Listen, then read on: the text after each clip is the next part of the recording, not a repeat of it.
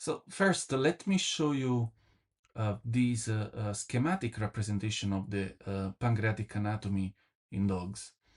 So the pancreas has got three portions, is divided in dogs in three portions. We have the right pancreatic lobe, we have the body, and we have the left pancreatic lobe. Now, the right pancreatic lobe is dorsomedial to the duodenum.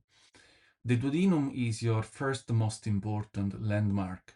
If you missed my video about how to scan pylorus and duodenum in dogs, check the link in the comments. It's going to be very useful to understand how to scan the pancreas.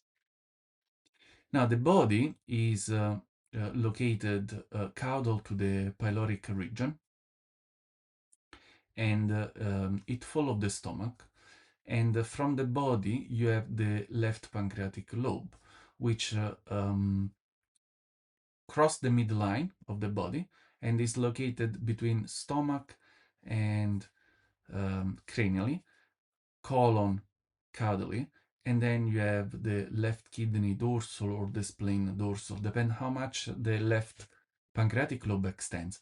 However, the left pancreatic lobe in dogs can be very small or even non-existing, can be not developed at all. So do not expect to consistently see the left pancreatic lobe when scanning. Now, the textbook approach, which I also use all the time to identify the right pancreatic lobe, is with the dog in left lateral recumbency, you place your transducer along the rib space, and you will identify the duodenum. The duodenum is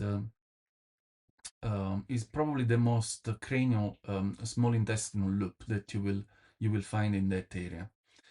The pancreas, the right pancreatic lobe, is always attached to the duodenum.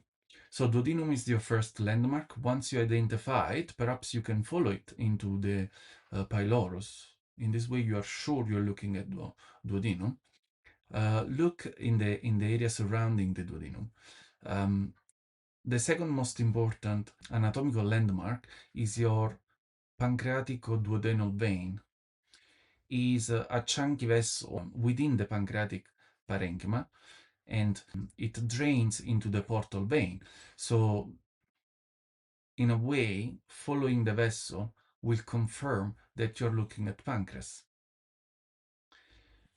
The pancreas also has a capsule. The capsule, it can be hard to see, but it will surround the organ. Like in this case, is a very thin hyperechoic capsule surrounding the pancreas.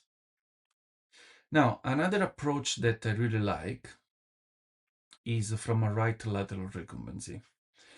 This is probably no conventional, not many textbooks will mention it.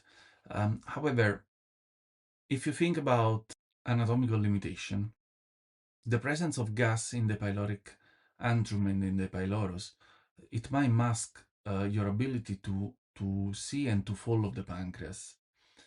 So what I do is, with the dog in right lateral recumbency, I will place my probe on a ventral position. I will try to find my pylorus, full of the duodenum, and then visualize the pancreas.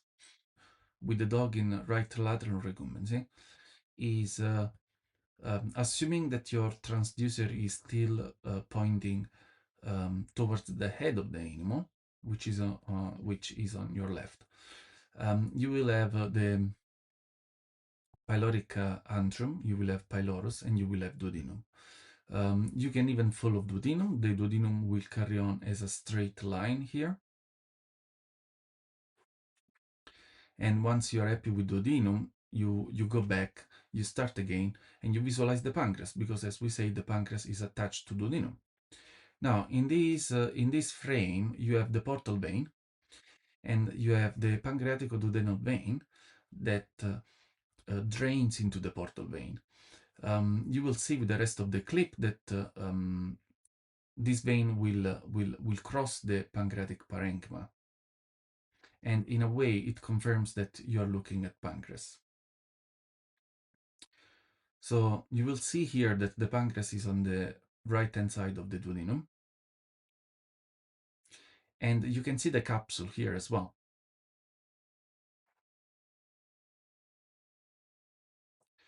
What I like doing is also to get a longitudinal view of the pancreas, like this. Now, when you get a longitudinal view, you might be able to see the pancreatic duct.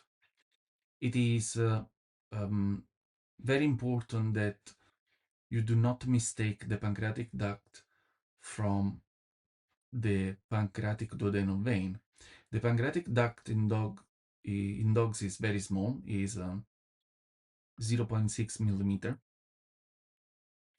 while you can see here the pancreaticoduodenal vein is a lot chunkier and a lot more visible. So I use my color Doppler to distinguish both. Sometimes I'm not sure. I like to confirm what I see.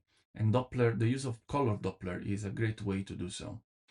Once we are happy with our right pancreatic lobe, we now can start scanning the pancreatic body and the left pancreatic lobe. Remember that scanning the body and the left lobe is just as important as the right one. We can have focal disease affecting just the body or just the left pancreatic lobe, such as abscess, neoplasia, granulomy, or even focal pancreatitis are possible. So at least we should try to examine the body as well as the left pancreatic lobe, as well as the right pancreatic lobe.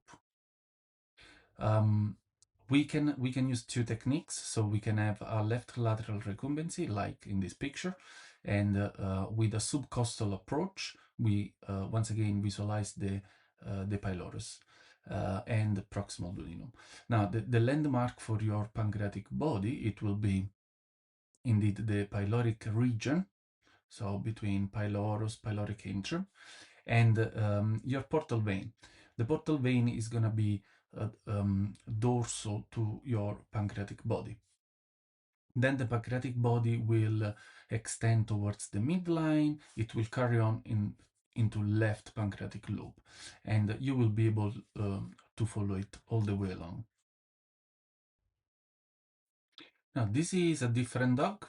So we visualize the pylorus first. Then the pylorus will follow into duodenum.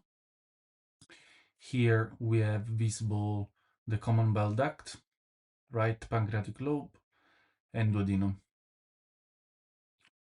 From this view, you can see that there is the portal vein in the center.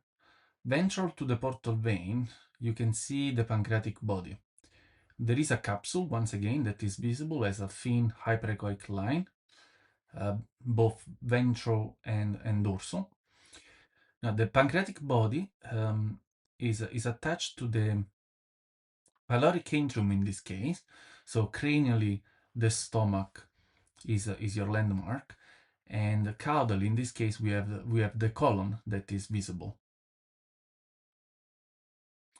Now, on the bottom left of the screen, on the left-hand side of the portal vein, is also visible part of the right pancreatic lobe. So here you will have your pylorus coming out on the left-hand side that will carry on into duodenum, just like the picture we had before. All I have done is I have followed the pylorus into pyloric antrum, the stomach, and this is the view that gave me in order to find the pancreatic body. From here, I will keep following my pancreatic body into the left pancreatic lobe. In this dog, the pancreas was not normal. There were quite few abnormalities, starting from the surrounding mesenteric fat that is quite hyperechoic, hence why the pancreas is so visible. However, it was excellent to show you few anatomical structures. For example, here now we will visualize the pancreatic duct that is slightly enlarged. I think we measure like just over 1 millimeter here.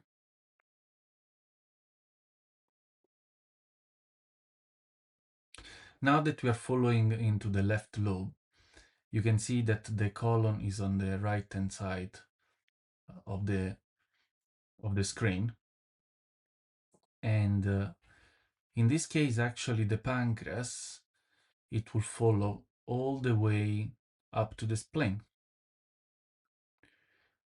What you're seeing now is the splenic vein. I hope you all enjoyed the video. If you have any question, just pop in the comments, and subscribe to the channel, please. Is really important for the work we do. And let me know what would you like to see next.